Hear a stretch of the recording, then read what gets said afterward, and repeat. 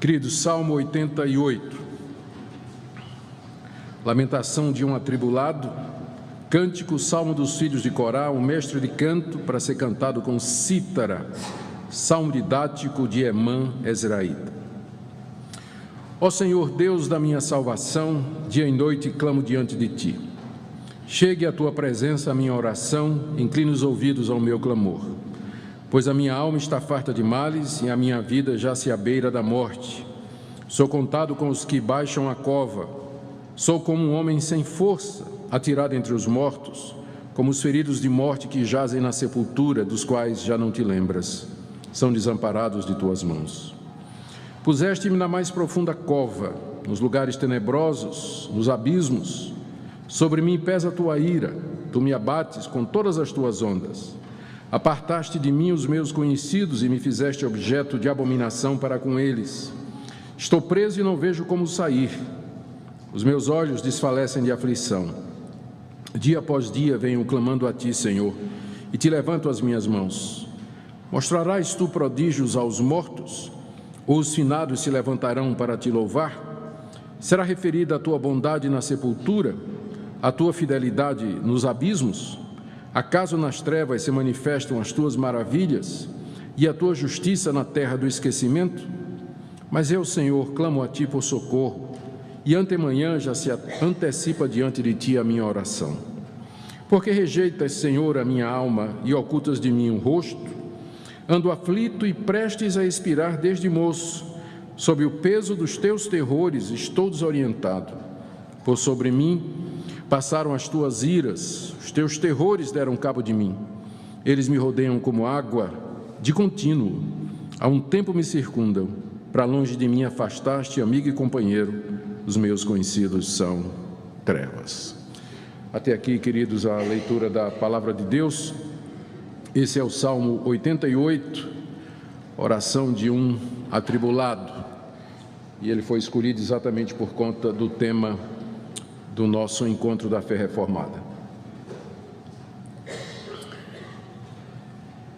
Esse salmo, conforme a atribuição no seu cabeçalho, foi escrito por um homem chamado Emã. E até onde nós sabemos, considerando que nem sempre esses cabeçalhos eles refletem a realidade, nós temos que lembrar que eles não foram escritos pelo salmista, mas esses cabeçalhos eles são atribuições posteriores, não exatamente dos autores do salmo. Mas se a atribuição está correta, esse Emã era um Ezraíta, um dos filhos de Corá. Ele aparece lá no livro dos Reis, primeiro livro dos Reis, capítulo 4, verso 31, como sendo um dos homens mais sábios no reinado de Salomão. Diz lá que só Salomão era mais sábio do que ele. Além de ser um homem de grande sabedoria e de conhecimento, Emã era um levita e cantor. Para ter podido, ele aparece também entre os cantores de Israel, lá no livro das Crônicas. E, sem dúvida, era um levita que ministrava no templo e compôs esse salmo. Talvez ele fosse líder do louvor lá no templo. Apesar desse homem ter todas essas qualificações, ele era uma pessoa extremamente comprometida com a obra de Deus, era um homem sábio, ele ministrava a Deus no templo. Ele escreveu o que é considerado o salmo mais triste de todo o saltério. Esse salmo, diferente dos outros salmos de lamento, ele não traz qualquer esperança. Há vários salmos de lamento no saltério. Salmo de lamento são aqueles em que os autores abrem sua alma, contam o seu sofrimento, se derramam diante de Deus, se queixam da sua sorte, da sua dor, do seu sofrimento, mas eles têm em comum que, ou no meio ou ao final, eles mostram alguma esperança de que Deus haverá de atendê-los, ou eles dizem, louvado seja Deus que atendeu a minha oração, que ouviu o meu rogo e tudo mais. Esse é o único salmo de lamento onde não tem esperança nenhuma. A última palavra do salmo é trevas. Ele termina com essa expressão. Então, é um salmo onde Emã expressa uma dor profunda, uma angústia profunda, e onde ele não vê expectativa, pelo menos no Salmo, de uma saída, ou de que Deus o atenda, ou que Deus responda à sua aflição. Nós não sabemos exatamente as causas do sofrimento de Emã aqui. Portanto, isso, num certo sentido, até bom, porque pode se aplicar a praticamente todas as situações. Mas, com certeza, não era pecado. Em alguns outros salmos de lamento, o salmista pede perdão a Deus porque o sofrimento dele é resultado dos seus pecados. Por exemplo, o Salmo 32, onde Davi se queixa, diz que os seus ossos estão ressecados como o deserto, mas ele sabe que é por conta dos pecados. Tanto é que ele diz que depois que confessou esses pecados a Deus, então Deus o perdoou e o seu ânimo se renovou, ele voltou a ter a alegria da salvação. Um salmo similar é o Salmo 51, que é tanto um salmo de lamento como também um salmo de confissão e de arrependimento. Mas você não percebe aqui no Salmo 88 nenhum momento em que Emã, diante de Deus, diga: Deus, esse sofrimento é causado por algum pecado que eu cometi. Isso é resultado de alguma escolha errada, de uma atitude que desagradou ao Senhor. Alguns acham que o sofrimento a que Emã se refere aqui era uma doença como lepra, porque em algum momento ele diz que sofre desde a mocidade e diz que ele foi afastado do convívio dos seus amigos, que era característico de quem sofria de lepra. Ele era excluído da sociedade por conta do caráter contagioso dessa doença. Mas se ele era leproso, ele não podia ser um levita ministrando no templo. A lei de Moisés proibia isso. Então, o mais provável é que ele se refere ao seu sofrimento usando a metáfora de uma doença, o que é muito comum no livro dos Salmos. Davi, por exemplo, no salmo que eu referi, o Salmo 32, para expressar a dor que ele está sentindo, ele diz assim: os meus ossos se secaram. Não é que ele estava sofrendo de osteoporose, mas é que a dor que ele estava sentindo era comparável ao sofrimento físico de quem tem dor nos ossos. Então, provavelmente, as referências que Emã faz aqui, elas não são a uma doença que ele tinha, mas usa como uma metáfora, como uma comparação, para que os leitores possam entender um pouco o sofrimento que ele está passando. O Salmo tem 5 partes, e eu quero explicar cada uma delas em detalhes, e depois eu vou tirar algumas lições para nós e fazer algumas aplicações. Na primeira parte, Emã faz uma súplica para que Deus o ouça, versos 1 e 2. Ó Senhor, Deus da minha salvação, dia e noite clamo diante de Ti, chegue à Tua presença a minha oração, inclina os ouvidos ao meu clamor. Emã se dirige a Deus como sendo o Deus da salvação dele, e diz que dia e noite está clamando diante de Deus. O sofrimento, longe de afastar Emã de Deus, ao contrário, trouxe para mais perto. E esse é um dos efeitos que nós observamos do sofrimento na vida do cristão, e que tem sido repetidamente mencionado aqui nesse encontro. Ou seja, o sofrimento faz com que o cristão verdadeiro se aproxime mais de Deus, se apegue mais a Deus. Emã diz: Deus, eu dia e noite clamo diante de Ti. Dia e noite, constantemente. Pode ser uma referência aos turnos em que os levitas se alternavam no templo para louvar a Deus e buscar a presença de Deus. Havia um turno de manhã, um turno da noite. Talvez Emã participasse dos dois, tal era o desejo que ele tinha de que Deus o escutasse, mas dia e noite esse homem perseverava em oração diante de Deus. E ele quer apenas uma coisa, verso 2: que chegue à Tua presença a minha oração, que Tu incline os ouvidos ao meu clamor. Ele quer apenas que Deus o ouça. É só o que ele quer. Ele não está pedindo alívio para o sofrimento, em lugar nenhum aqui no Salmo ele está pedindo. Ele apenas quer que Deus o ouça, que Deus escute os argumentos dele, que Deus preste atenção no momento em que ele está passando aqui. A linguagem que ele usa aqui, chegue à Tua presença a minha oração, é a linguagem que é tirada do cerimonial do palácio.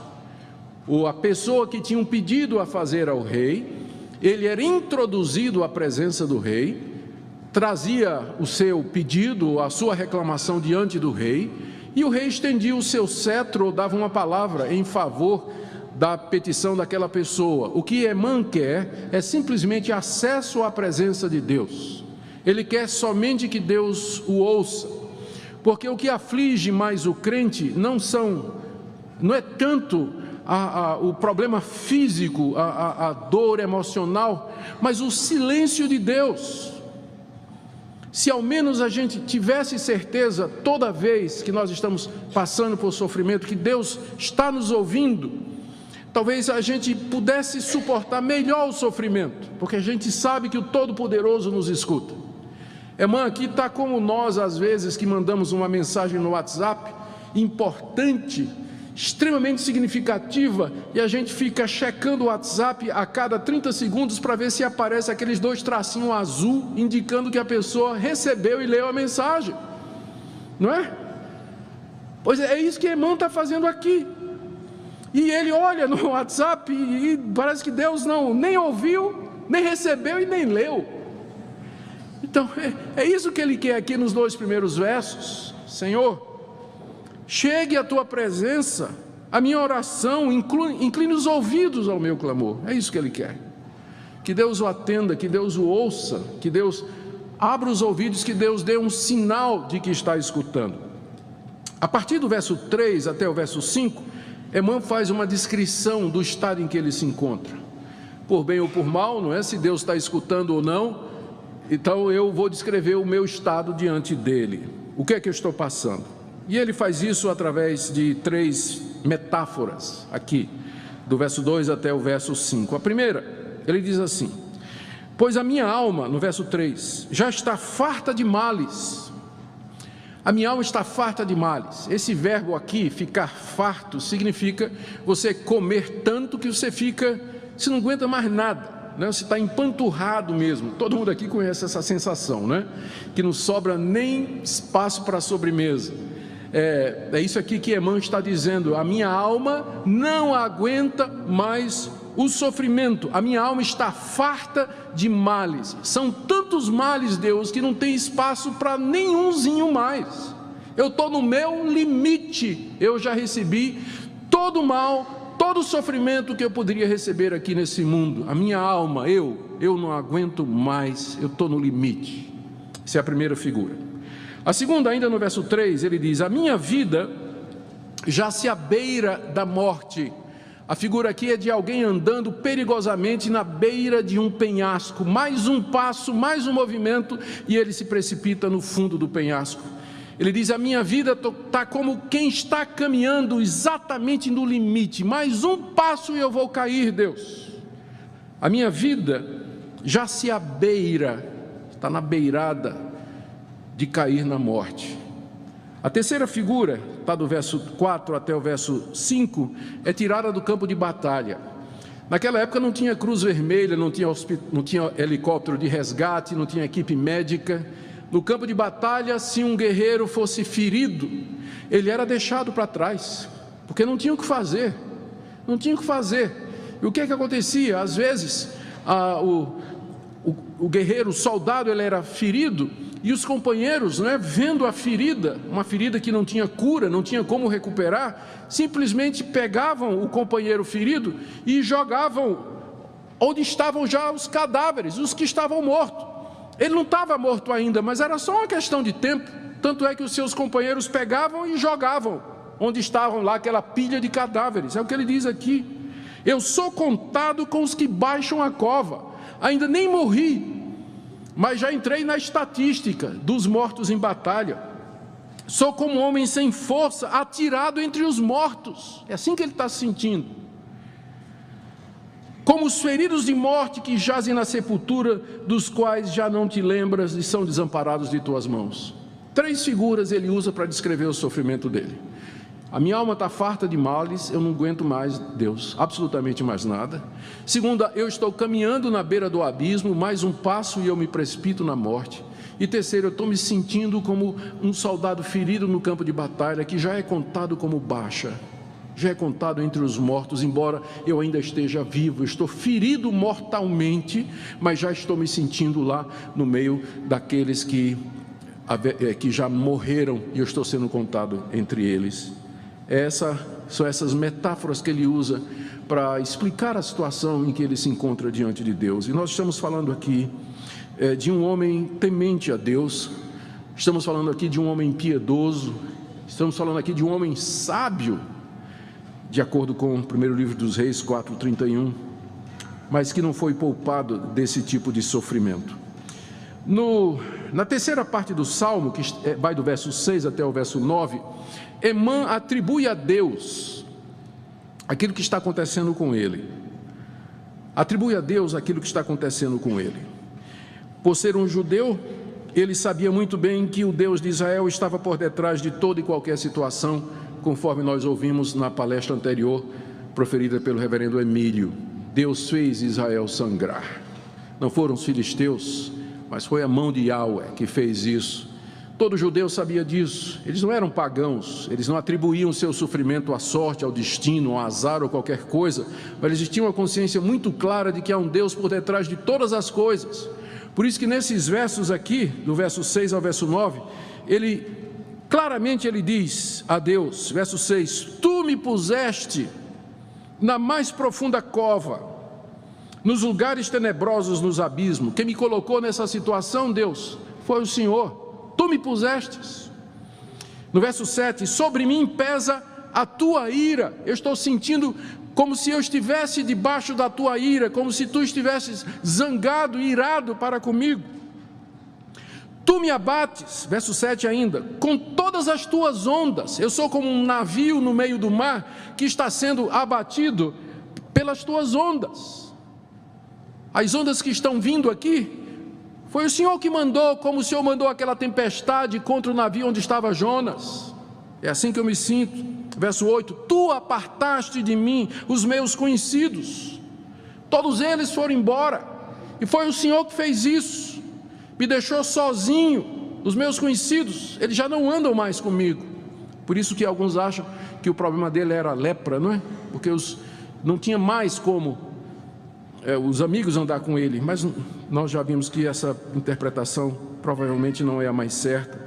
Ele continua, no verso 8, tu me fizeste objeto de abominação para com os meus amigos. Final do verso 8, estou preso e não vejo como sair, estou como um condenado, preso na cadeia, eu não vejo qualquer perspectiva de sair, e é o Senhor que fez todas estas coisas. Verso 9, ele não desiste de orar, apesar de saber que foi Deus que fez tudo isso. Os meus olhos desfalecem de aflição, e dia após dia venho clamando a Ti, Senhor, e Te levanto as minhas mãos. Eu acho que essa é a segunda parte mais impressionante. A outra mais impressionante é a que vem em seguida. Mas eu acho que essa é a segunda parte mais impressionante desse salmo. Aliás, o salmo todo é impressionante, não é?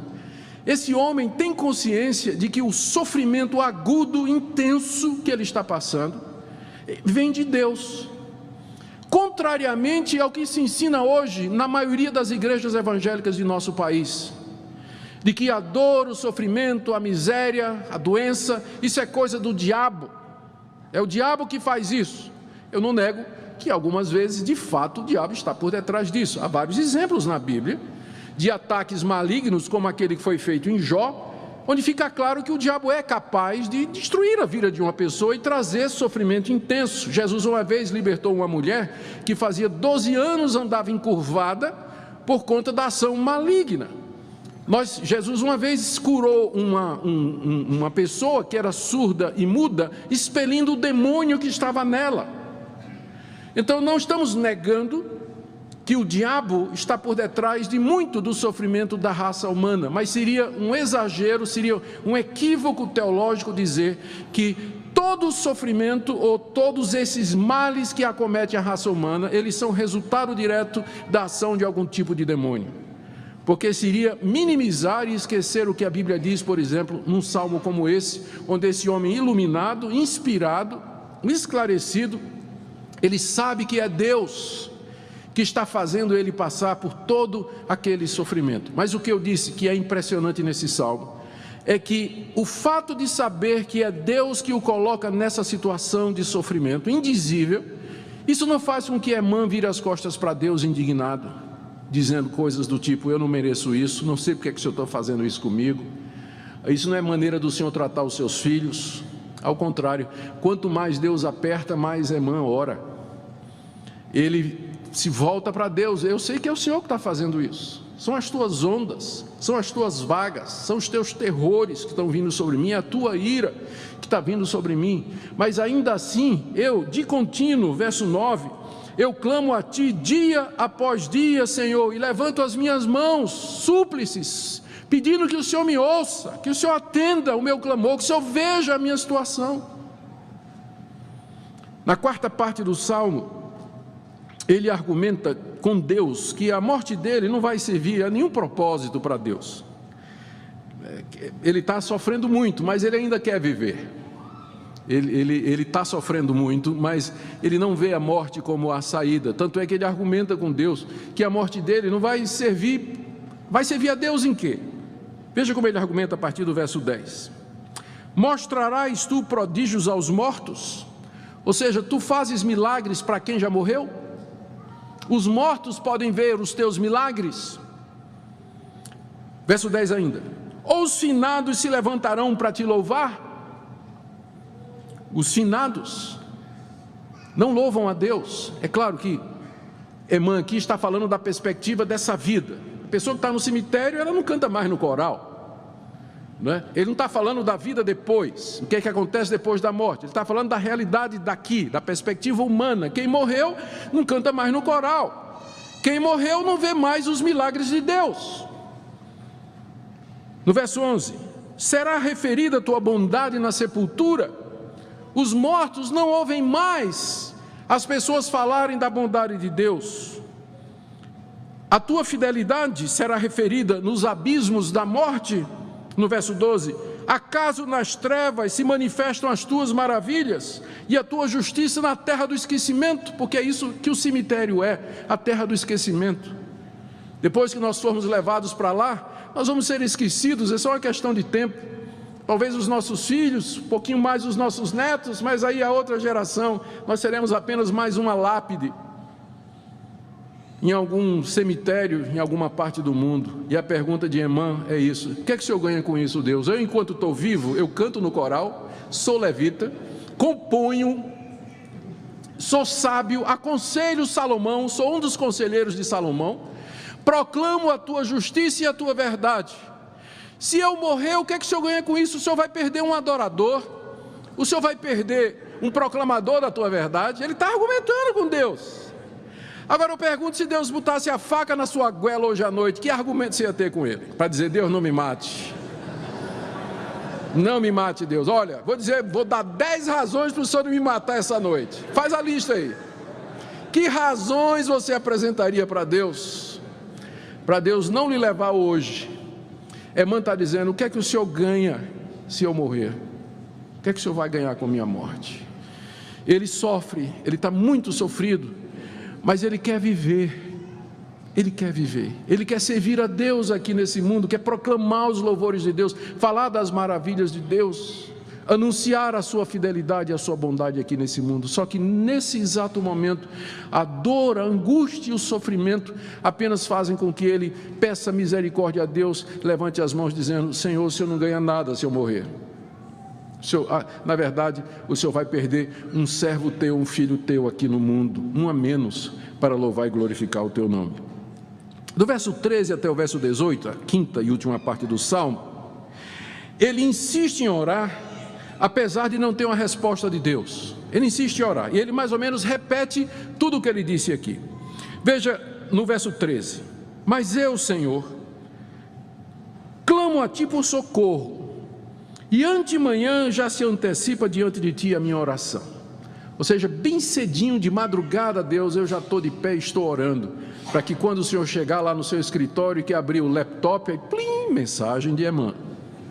Vai ser a primeira coisa que o Senhor vai ler quando o Senhor abrir a lista de pedidos de oração pela manhã. A minha está no topo, já de madrugada eu estou clamando ao Senhor. Eu não desisto, eu não vou parar de orar, apesar de tudo isso que está acontecendo comigo. Eu, Senhor, clamo a ti por socorro, e antemanhã já se antecipa diante de ti a minha oração. No verso 14, Ele torna a argumentar com Deus sobre o silêncio de Deus. Porque rejeita, Senhor, a minha alma e ocultas de mim o teu rosto. Essa é a preocupação maior dele. Não é tanto o sofrimento que a gente não sabe direito por que ele está sofrendo tanto, mas o que mais o magoa é que Deus parece que não o ouve. Por que o Senhor oculta o rosto de mim? Por que eu oro todo dia, o dia todo, madrugo diante de Ti, expresso o meu lamento, levanto as minhas mãos e o Senhor oculta o rosto de mim? Como que o Senhor vira o rosto, o Senhor não quer nem olhar para mim? A gente sabe o que é isso, não é? O que dói mais quando a gente está sofrendo é o silêncio de Deus. A gente chora, a gente clama, a gente se angustia e o céu está silencioso, a gente não ouve o bater da asa de um anjo, não ouve o som do céu se abrindo, ou das chuvas de bênção caindo, ou de Deus dizendo que Ele está pronto a nos ouvir. O silêncio, os céus parecem de bronze. Isso dia após dia, no meio de intenso sofrimento, parece que Deus não escuta. E é isso que mais aflige o crente verdadeiro. Senhor, por que o Senhor oculta o rosto na minha aflição? Por que o Senhor não responde a minha oração? Ainda que o Senhor dissesse um não, para mim estava bom, porque aí pelo menos eu sei que o Senhor ouviu. Ainda que fosse um não. Tem uma música de Chris Rice muito boa. I will take no for an answer, just to hear you say. Eu aceito um não como resposta a Deus, porque isso pelo menos vai me fazer saber que o Senhor ouviu. Ele está nessa situação. Por que o Senhor está ocultando de mim o seu rosto, Senhor? Por que o Senhor está ocultando de mim? E aí ele repete as angústias no verso de 15 a 8. Ele diz, no verso 15: ando aflito, prestes a expirar desde moço. Ou seja, o sofrimento de Amã é desde a sua mocidade. Aqui ele já é um ancião, já é uma pessoa madura, uma pessoa experiente. Como eu disse, ele é um dos conselheiros de Salomão. Ando aflito e prestes a expirar desde moço, sob o peso dos teus terrores eu estou desorientado. Era assim que esse homem se sentia, debaixo dos terrores de Deus, aterrorizado, crise de pânico, não é? Era assim que ele se sentia, aflito, angustiado, uma aflição mental terrível. Mais uma vez, no verso 16, ele atribui a Deus tudo o que está passando. Por sobre mim passaram as tuas iras, os teus terrores deram cabo de mim. Eles me rodeiam como água de contínuo, há um tempo me circundam. Ele se sente como uma pessoa que está afundando, que está se afogando, na falta de ar, naquela angústia. E ele termina dizendo, para longe de mim, tu afastaste, amigo e companheiro, eu estou só, não tenho ninguém com quem chorar, não tenho ninguém com quem compartilhar, não tenho ninguém com quem abrir o meu coração, porque os meus conhecidos, os meus amigos, as pessoas que estão perto de mim, são as trevas, a escuridão. Gente, não é à toa que esse salmo é de fato conhecido como o salmo mais triste de toda a Bíblia, não é? Ele não tem um raio de esperança. A pergunta é, por que um salmo como esse está na Bíblia? Por que ele está na Bíblia? Eu enumerei aqui algumas razões para isso. Primeiro, esse salmo está na Bíblia para ensinar que mesmo os homens mais santos, piedosos, fiéis, sábios, eles passam por momentos de profunda melancolia espiritual. Eles passam por isso. Aqui você tem o exemplo de Emã. Eu poderia citar Elias, que depois de um sucesso retumbante contra os profetas de Baal, cai numa depressão, numa angústia e num desânimo tão grande que ele pede para si a morte. Eu poderia citar Moisés no Salmo 90, que tem uma perspectiva pessimista da vida. Os nossos dias passam como um conto ligeiro. Se alguém passa dos 80 anos, a maioria disso é canseiro, enfado. Deus, os nossos dias se vão embora, rapidamente nós voamos. É assim que Moisés se expressa no Salmo 90. Os salmos de lamento de Davi são vários, e você percebe que aquele homem que é chamado o amigo de Deus, o mavioso arpista de Israel, ele conhecia os momentos de depressão, de angústia, de aflição e de dor. O apóstolo Paulo não poucas vezes diz nas suas cartas da angústia e do peso que ele leva na alma pela aflição que ele carrega por todas as igrejas. E a história da igreja está cheia de exemplos para nós. Eu recomendo para vocês o livro A Depressão de Spurgeon. Spurgeon foi um dos grandes um dos grandes líderes. Às vezes a gente faz dele um ídolo mesmo.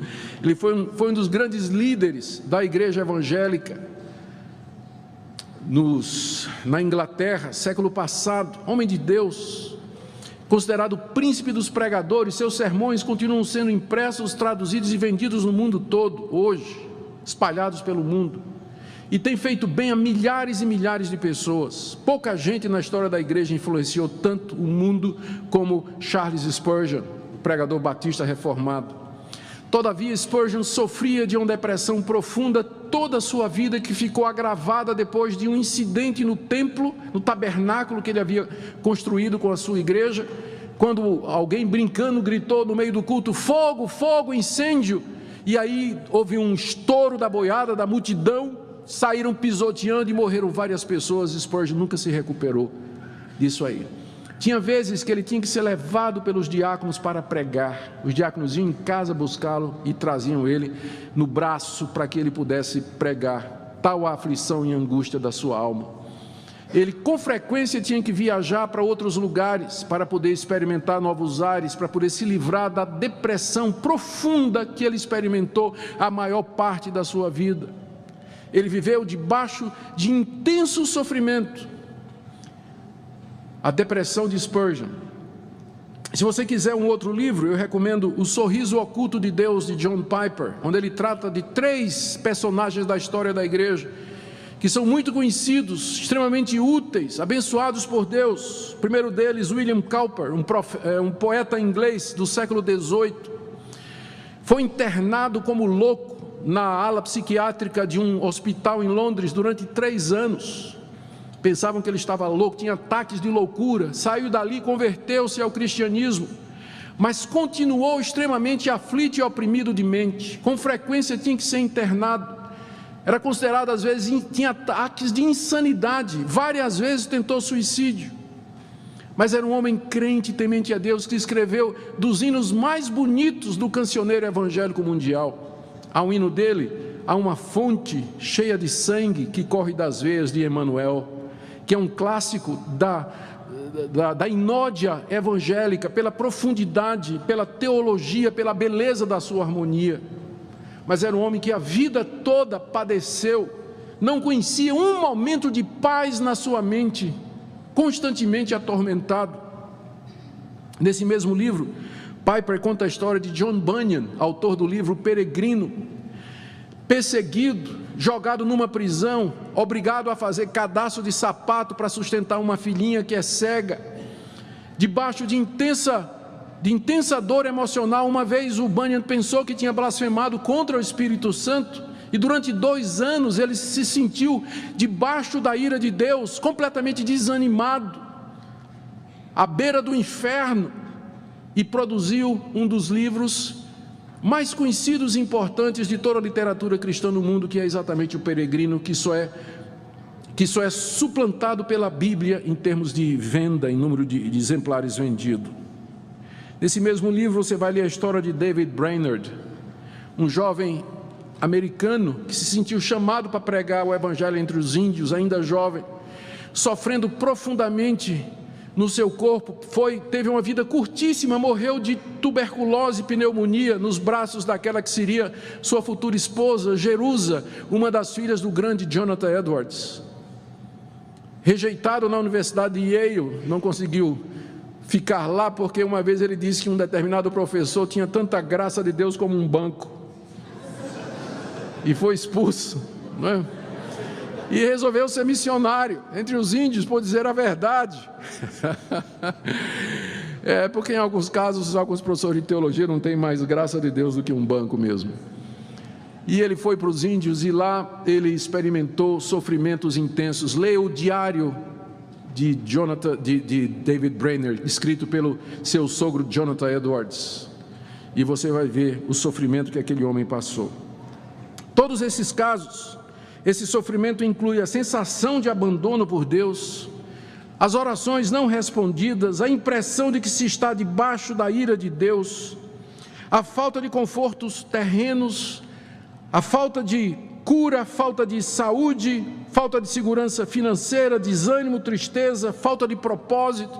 A história da igreja está cheia de grandes homens e mulheres de Deus que durante períodos da sua vida, alguns mais curtos e outros mais breves, experimentaram esse tipo de sofrimento, como o que Emã está descrevendo aqui. Isso me leva para o meu segundo ponto, respondendo à pergunta, por que é que esse salmo está aqui? A primeira foi para mostrar que mesmo homens e mulheres de Deus não estão isentos nesse mundo de passar por esse tipo de aflição. O fato de que você sofre não quer dizer que Deus o rejeitou. O fato de que você vive debaixo de constante depressão, angústia, aflição mental e outro tipo de doença, isso não quer dizer que Deus lhe abandonou. Leia a história desses homens. Segunda razão que eu penso que esse livro está aqui na Bíblia é para mostrar que esse tipo de sofrimento ele pode durar bastante tempo. Emã diz no verso 15 que desde moço ele vem sofrendo. Eu já mencionei o caso do William Cowper, que toda a sua vida não conheceu um momento de paz. E eu fico pensando, por exemplo, em pais com filhos problemáticos, pais que têm filhos com alguma deficiência, ou mental ou física, ou ainda filhos que têm que cuidar de pais que exigem cuidados intensos. Eu sei da história de uma moça que cuidava da sua mãe, era filha única, desde os 15 anos de idade. Quando ela completou 50 anos, a mãe morreu. Ela se enfeitou e disse: agora eu quero casar. A vida toda foi ao pé da cama da sua mãe, não foi para a faculdade, não desenvolveu sua vida, não teve namorado, não tinha amigos, mas ela cuidava da sua mãe noite e dia desde os 15 anos de idade.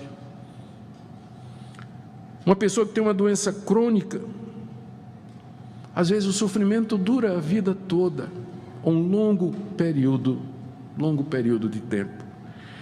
E o objetivo desses períodos assim, que nós aprendemos aqui, é ensinar que ainda não estamos no céu, ensinar que nós estamos fora do paraíso, mostrar os terríveis estragos do pecado de Adão e do nosso, mostrar quão frágeis nós somos e o quanto nós precisamos de Deus. É por isso que esse salmo está aqui. Esse salmo está aqui também, em terceiro lugar, por mostrar que a maior angústia do Filho de Deus é se sentir abandonado por Ele. Tudo mais pode nos faltar, menos isso. E esta é a maior queixa do salmista o tempo todo aqui: Senhor, por que o Senhor não está me escutando? Por que o Senhor não me dá menos um sinal de que o Senhor ouviu a minha oração? Por que o Senhor está virando o rosto para mim? Não tem nada que aflija mais o Filho de Deus do que o silêncio dele. Às vezes os puritanos se referiam a esse período em que o cristão se sentia abandonado por Deus como a longa noite da alma, em que insone, aflita, angustiada, a alma clamava a Deus sem cessar e não obtinha resposta nenhuma. Essa era a maior queixa do salmista, se sentia abandonado por Deus naquele momento. É claro que ele não estava abandonado por Deus. Deus tem propósitos quando Ele faz isso. Ele tem objetivos muito claros que já foram explicados em diversas palestras aqui nesse encontro. Esse livro está aqui em quarto lugar, para mostrar que nós não devemos parar de orar jamais, mesmo que Deus pareça demorado em atender. Devemos suplicar a Ele o seu favor noite e dia, podemos lamentar diante dEle, podemos descrever nosso estado, podemos argumentar com Ele, como Emã faz aqui. Tem gente que não se sente à vontade para fazer isso diante de Deus, mas Emã está muito à vontade. Ele está dizendo: Deus, o Senhor não vai ganhar nada com isso. Se eu morrer, o Senhor vai perder um adorador. Eu sei que é o Senhor que está fazendo isso. Ele pode conversar com Deus, discutir com Deus, mesmo que Deus pareça não dar qualquer mostra de que está interessado no caso dele.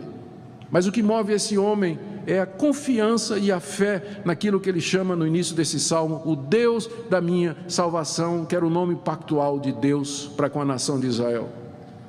Eu faço parte de um povo que é o povo de Deus, com quem Deus tem uma aliança. Ele é o Deus da minha salvação. Por isso, ainda que Ele não me ouça, ainda que Ele não me responda, eu não vou virar as costas para Ele, eu vou continuar a insistir na minha oração. E finalmente eu creio que esse salmo está aqui para mostrar quão tremendos e terríveis foram os sofrimentos de Cristo por nós. Porque na verdade esse salmo poderia muito bem se aplicar aos sofrimentos de Cristo, embora Amã aqui esteja descrevendo sua própria situação. O nosso Salvador sofreu a vida toda. Isso aqui poderia ter sido um salmo que expressa o sentimento dele. Lá no Getsemane, na cruz, ele sentiu todo esse abandono e a ira de Deus, e ele gritou: Deus meu, por que me desamparastes? É a mesma coisa que Amã está fazendo aqui nesse salmo. O silêncio de Deus lá na cruz: por que o Senhor me desamparou? E é por isso que esse sofrimento nosso, nós vemos ele apenas passageiro e um dia terá fim, porque o nosso Salvador provou isso e passou isso por nós. E eu quero terminar aqui com algumas aplicações, queridos. Primeiro, aqueles que estão aqui nessa noite e que têm tido a sua parte de sofrimento na vida. Você que tem experimentado angústias, sofrimentos e dores aqui nesse mundo. Medite nos sofrimentos do Senhor Jesus por nós. Se conscientize do propósito de Deus com o sofrimento e faça com que a sua dor seja o impulso para você se apegar ainda mais a Ele, valorizar as promessas dEle. Não cesse de orar. Não cesse de orar. Esse salmo, ele tem um efeito de nos curar do ensino errado da teologia da prosperidade. Esse homem continua apegado a Deus, ainda que Deus lhe tenha negado tudo, inclusive voz, resposta. Esse homem não tinha paz, não tinha tranquilidade, desde a sua mocidade ele era afligido, mas ainda assim ele não abandonou a Deus, ele continuou fiel a Deus. Ele não fez como muitos. Se você ler a história de ateus, você vai ver que na origem do ateísmo deles está uma decepção com Deus. Eu não sei se foi o Dawkins que escreveu uma certa ocasião que a maioria desses ateus, eles todos cresceram em lares evangélicos, a maioria deles pelo menos. Mas se não foi o Dawkins, foi o Hitchens, um dos dois, agora não tenho muita certeza. Ele disse que quando era pequeno, ele pediu muito a Deus que de aniversário ele ganhasse um cavalinho. E o aniversário dele chegou, ele não ganhou cavalo nenhum, e ele chegou à conclusão de que Deus não existia. E aí o Hitchens e o seu irmão, 15 anos de idade, foram para o quintal da sua casa e queimaram a Bíblia King James, em sinal de rebelião e afirmação do seu ateísmo. Muitas pessoas se tornam ateias ou se dizem desiludidos com Deus simplesmente porque Deus lhes negou aquilo que elas achavam que tinham direito. Isso é muito comum nos dias de hoje. Muitos desigrejados estão por aí exatamente usando esse tipo de argumentação. Mas aqui está um homem que tinha tudo para ser desigrejado, ou não? Aqui está um homem que tinha tudo para se tornar um ateu, ou não? Aqui tem uma pessoa que tinha tudo para dizer: religião não funciona, pelo menos não funciona comigo. Mas o que você tem aqui é um homem que, no meio de intenso sofrimento, ele se apega a Deus de todo o coração, com toda a sua alma, com todo o seu entusiasmo, ainda que os seus companheiros sejam as trevas. Ele não abandona Deus, nem a sua confiança em Deus. E finalmente, se você está aqui nessa noite e pela graça de Deus você não está passando por isso ainda, eu digo a você: tenha compaixão daqueles que sofrem e não julgue. Porque às vezes o que acontece na igreja é que quando um irmão, uma irmã está passando por um período de intenso sofrimento, o primeiro pensamento que vem na cabeça das pessoas é: ela cometeu algum pecado, está sendo punida por alguma coisa errada que ela fez. Nem sempre é assim. Leia a história de Jó, leia a história de Amã, história de outros homens de Deus e mulheres de Deus. Nem sempre o sofrimento é resultado de algum pecado que nós cometemos ou de um castigo de Deus por alguma falta na qual nós incorremos. Então não julgue, mas apresente seja aquele companheiro que está faltando aqui, a irmã, seja o ombro. Às vezes a pessoa precisa somente um ombro onde chorar e um ouvido que ouça. Você pode ser essa pessoa em vez de condenar e julgar aqueles que estão passando por dificuldade. Tenha compaixão de todos eles. E finalmente, queridos, talvez esteja alguém aqui nessa noite que ainda não é um crente em Jesus Cristo. Se mesmo os que confiam em Deus sofrem disso, o que é que vai ser de você? Pelo menos estas pessoas, elas têm Deus a quem recorrer e confiar, mas na hora da aflição, na hora do abandono dos seus amigos, que você perder a sua saúde, a sua família e os apoios e as muletas materiais desse mundo, o que vai ser de você? O que vai ser de você? Que Deus nessa noite queira nos confortar, queridos, com o salmo mais triste da Bíblia. Parece irônico, não é? Mas esse salmo acaba sendo um salmo de grande conforto para nós, porque nós podemos orar e dizer assim: eu não passei metade do que esse homem passou, e ele continua firme. Deus, eu estou reclamando por nada, eu estou revoltado por nada, estou irritado com a vida por nada, não chego nem perto do sofrimento desse homem. Esse salmo tem esse efeito, toda vez que eu leio ele. Quando eu leio esse salmo, eu digo: rapaz, eu estou reclamando do quê, não é? Eu não tenho do que me queixar diante do sofrimento desse homem. Eu espero que nessa noite Deus conforte o seu coração também, por contraste, trazendo essa mensagem do salmo de que o nosso Deus, Ele quer que pelo sofrimento nós sejamos mais e mais fiéis a Ele. Oremos. Senhor, eu quero pedir graça e misericórdia para aqueles que estão debaixo de intenso sofrimento já por muito tempo, sofrendo com filho, com pais, sofrendo com familiares, sofrendo de uma doença crônica, de uma deficiência, problemas financeiros, sofrendo por outros motivos, aflições mentais, desequilíbrio, Senhor, mental. Quero pedir que o Senhor conceda graça e misericórdia aos teus filhos, para que eles percebam que nada disso é resultado da tua ira contra eles, mas são os efeitos do nosso pecado, da nossa queda, e que são usados por Ele para nos trazer mais próximos, usados por Ti, Senhor, para nos trazer mais próximos do Senhor Jesus. Eu peço o Teu conforto nessa noite para todos nós, por amor daquele que suportou tudo isso e muito mais, para que nós pudéssemos nos achegar a Ti. Em nome de Jesus. Amém.